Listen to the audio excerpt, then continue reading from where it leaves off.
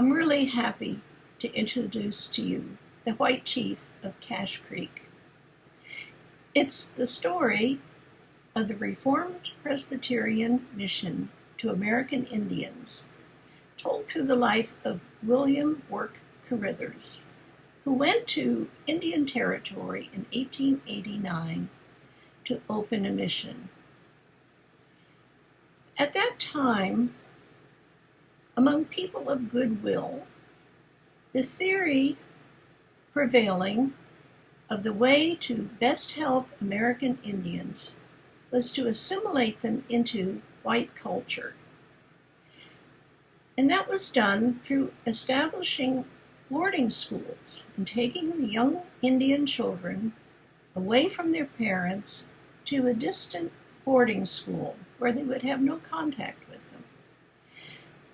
They would be educated in the same manner as white children, and summers they would spend with a white family and then go back to school in the fall. Well, this was basically inhumane because the Indians loved their children and there was great stress. And when the children did return to the reservation, they didn't assimilate well into either culture. Carithers had seen results of this. So the boarding school that he started was to be in the center of the reservation. Children were taught the ordinary classwork that they would get in a public school in English, but they were allowed to speak their tribal language with each other and with their parents, who were encouraged to come and visit anytime they wanted to, but especially on weekends where they would attend worship services.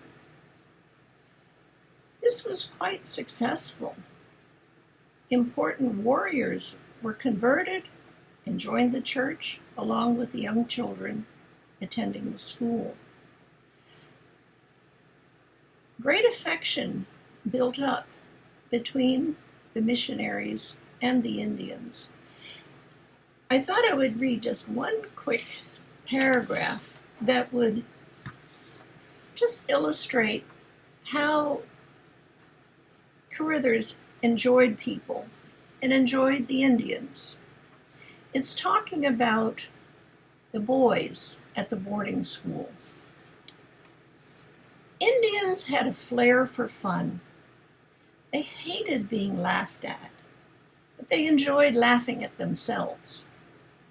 One day, Carithers was watching from behind the shed as the boys marched single file to the outhouse during their mid-morning break. There was a familiar-looking cask right beside the walk, and the lid was moved back just enough to reveal its dark brown contents.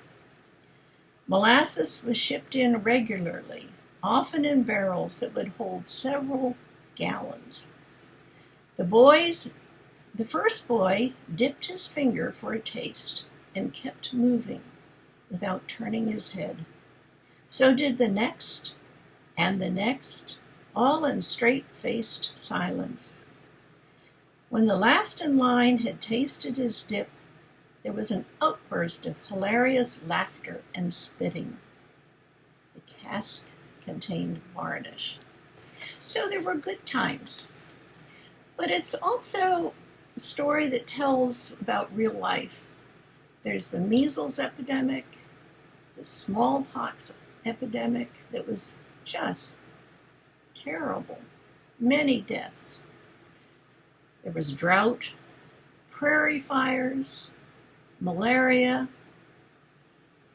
and there's always the tension with the cattlemen and the traders. But the story has a great deal of human interest, and a lot of American history is attached to it. There was 12 years from the time that Carithers first went on the reservation to when it was open to white settlement.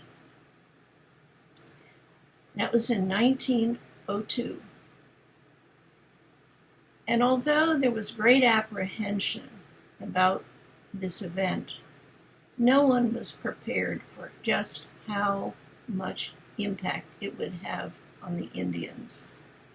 In one day, the reservation went from 4,000 Indians to 30,000 white homesteaders on that land. And the homesteaders did not like the Indians, and the conflict that was set up was devastating to the mission and to the Indians themselves.